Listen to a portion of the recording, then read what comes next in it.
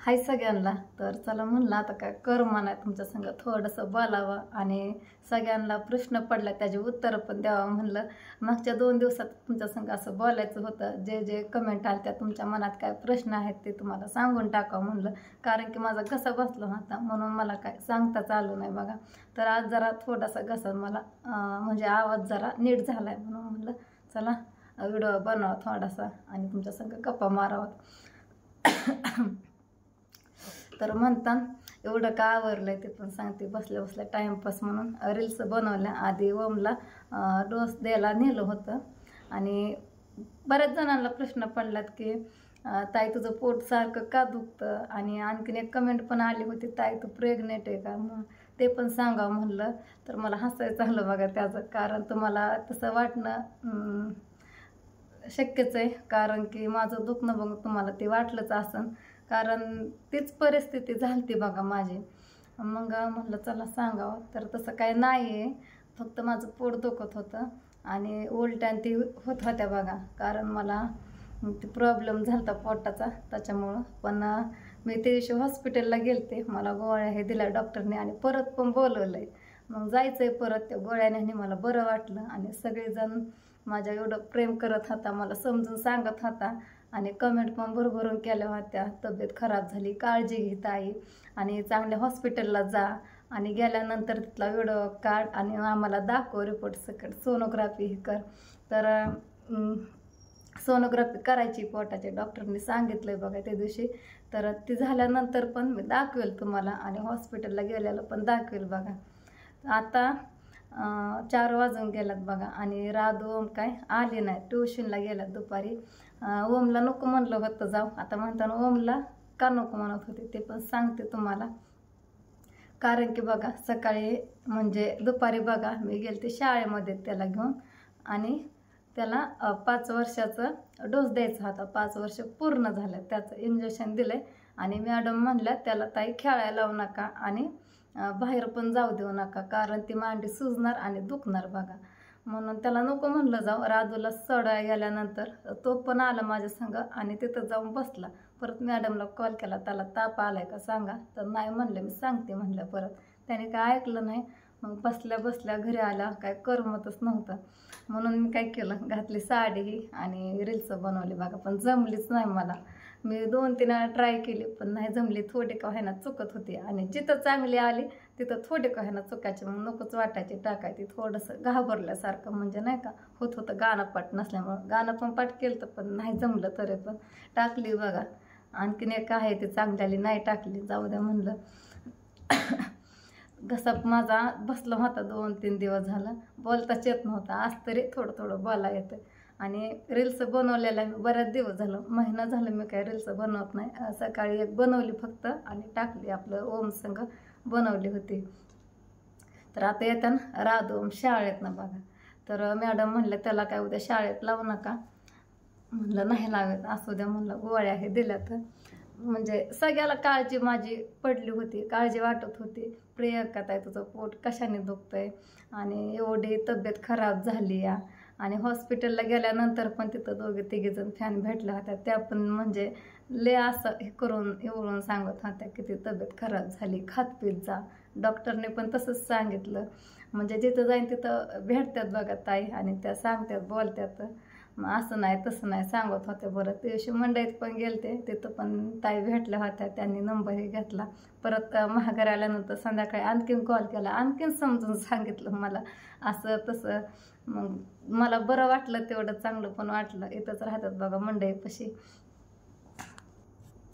ते काय होतंय घसा नीट नसल्यामुळं ना माझा थोडासा आवाज गुततोय, मध्येच ठसका लागतोय म्हणून मला व्हिडिओ स्टॉप करावा लागतोय. मग तुमच्या सर्वांच्या कमेंट आलत्या, प्रियंका ताई लिंबू सरबत पेत जा, आणखीन का लाडू हे खात जा, शेंगदाण्याचं हे. मी राधूसाठी ओमसाठी करते पण मला काय खावं वाटत नाही, कधीतरीच खाते. कारण मला डॉक्टरने पण सांगितले त्या दिवशी 1 आठवडाभरात तब्येत ताई चांगली करा. आणि त्या सिस्टर पण बरेच सांगत होत्या बघा, त्यांनी पण चेष्टा केली तिथं. आता म्हणलं काय खरं नाही, जिथं जाईन तिथं तशीच मला सगळे म्हणायला लागल्यात. कारण तब्येतच इतकी बारीक झाली ना, मला दुखणं चालू होतं आठवडाभर, त्यातनं पण मी काम करत होते आणि तसंच आपले व्हिडिओ हे बनवत होते बघा. तर बऱ्याच जणांचं कोणाचं काय तर कोणाचं काय मग कमेंट तशा येत होत्या, आजारी आहे तर काम कशी करते या. मग नाही काम करून कोणाला सांगता, कवर पूजाला आणि त्या आत्याला सांगणार, ते पण बरोबर वाटत नाही. आणि झोप म्हणून राहिलं की जास्तच हातपाय गळतात. मग प्रमाणाच्या बाहेर गेलं की मला काय सहन होत नाही. एक दिवशी पूजाने स्वयंपाकी केलं तर काम केलं तर मी तिला बोलवलं होतं ओमला घेऊन आपलं सहज, पण तिने आल्यानंतर सगळं माझं काम करून दिलं होतं, मी सांगितलं होतं. तर एक कमेंट आली ती, जाऊ द्या आता झालं गेलं विसरून जाते, आता नको उकरून काढायला. मग तुम्ही सांगितल्याप्रमाणे बघा आम्ही सगळं खाल्लं पिल्लं. मग तुम्ही माझी लई काळजी करत होता, मला त्याच्या उपाय सांगत होता. मी जसं तुम्ही सांगाल तसं मी केलं बघा. मग मला बरं वाटलं एवढं तेवढं. 2-4 दिवसात थोडंसं हातपाय पाकळायचं कमी आलं आणि मग मी कामाला पण लागले. सगळं घर नीटनाटकं केलं हे. आणि तरी पण तुम्ही म्हणत होता थोडं बरं वाटलं तरी ताईले दव करत जाऊ नको, धावपळ करत जाऊ नको, पण करायची वारी येते बघा. जसं होईल तसं मी करते. आणि आतासुद्धा मला बरं नाही आहे, म्हणजे तसे चांगले आहे. कुठं हातपाय गळत होते थोडं थोडं आणखीन तसं होतं आहे मला. दम हे लागतो बोलताना. पण एक दिवस पूर्ण साधं मला फोनवर सुद्धा बोलता येत नव्हतं. मागच्या 2 दिवसात बघा इतका दम लागत होता साधं शब्द बोलताना. पण माहीत नाही एवढं काय झालं, गोळ्याने झालं का कशाने झालं. आणि मग तिथनं पुढं दवाखान्यात गेल्यानंतर डॉक्टरने सांगितलं, आणि तुम्हाला म्हणलं होतं बघा मी ऑपरेशनला पण नाव दिलं या. तर 20 तारखेच्या आत कुठली तरी तारीख येईल. मग सिस्टर म्हणल्या मी फोन करेन, नंबर हे दिला.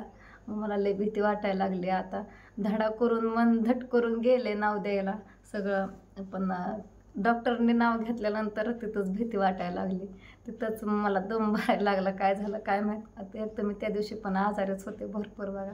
तिथं मॅडम संग गेले होते, ह्यांनी आले होते पुण्यानं हॉस्पिटलला नेण्यासाठी, पण त्यांचं अर्जंट काम निघलं म्हणून त्यांनी गावाकडे गेले बघा. तिकडं त्यांना फोन करून विचारलं, मी जाते म्हणलं मॅडम संग, राहिलं की राहून जाईन. ह्यांनी म्हणलं जा. मग तिथं गेलं, झालं नीटनाटकं. गोळ्या दिल्या कॅल्शियमच्या रक्तवाढीच्या, मी खाते. कधीतरी माझ्याकडनं गोळी राहते खायची बघा संध्याकाळची, पण ती चुकून काय मला जमायचं नाही. केलं चालू. आणि त्या डॉक्टरने सांगितलं आठवड्याभरात चांगली तब्येत कर. आता कुठनं तब्येत होणं शक्य आहे का मला आठवड्याभरात. रक्तही वाढलं तरी चांगलं आहे म्हणल्यावर बघू आता जसं होईल तसं. 10-12 दिवस आणखीन म्हणलं होतं राधूच्या सुट्ट्या लागल्यानंतर ऑपरेशनला नाव हे द्यावं म्हणून मी नाव काय देत नव्हते. राधूचं पेपर झाल्यात म्हणून. पण जिंतीच्या ताई म्हणले मी येते 10-15 दिवस, नको काळजी करू. आत्या पण आहेत. आत्या म्हणले मी आहे, कशाला एवढं टेन्शन घ्यायचं नाही का. मग मी कुठंतरी मनावा घेतलं आणि नाव दिलं ऑपरेशनला. मग बघू आता काय होतं काय नाही. आणि ह्यांनी गेलं पुण्याला. बरेच जण म्हणले की नवरा आले की नीट होती आणि नवरा गेलं की आजारी पडते. तर असं का माणसं कमेंट करतात मला काय माहिती नाही. आता माणसाच्या हातात नसतं, दुखणं कधी जास्त येतं कधी कमी येतं. मला त्या गोळ्याने तसं झालं होतं. तरी मी ह्यांना म्हणलं होतं येऊ नका, मला बरं वाटेल, मला एक दिवस त्रास होईल म्हणलं फक्त. पण मला न सांगता स्वीटीने पूजाने त्यांना तिकडं जाऊन फोन केला, तिकडल्या घरी जाऊन, आणि स्वीटीने तिकडनं गेला. मग ह्यांना काय तिथं दमच निघाना. मग ह्यांनी आले दुसऱ्या दिवशी, त्या दिवशीच निघाले होते, पण मीच येऊन दिलं नाही. म्हणलं राहू द्या, हाय सगळी मला बरं वाटतंय, हॉस्पिटलला जा म्हणत होतं, पण मी काही गेले नाही, असू द्या म्हणलं. मग हे त्यांनी 2-3 दिवस राहिलं. परत त्या दिवशी गेलं बघा, काल नाही परवा दिवशी गेलं तिकडं पुण्याला. येतं म्हणलं महागारी परत दवाखान्याच्या टायमाला. तर अशी कमेंट करतात बघा. मला वाटतं जसं माझा हाल होत्यात ना तसं ती कमेंट करणारं कोण आहे ना तसं त्यांचं पण कधीतरी असं होईल, नाही तर होत पण असेल, त्यांना माहीत पण असेल. असं कोणी काय मुद्दाम करत नाही. कुठं मुद्दामाचं नवरा आले की बरे होते, नवरा नसले की परत असं तसं काय. जाऊ द्या तिकडं.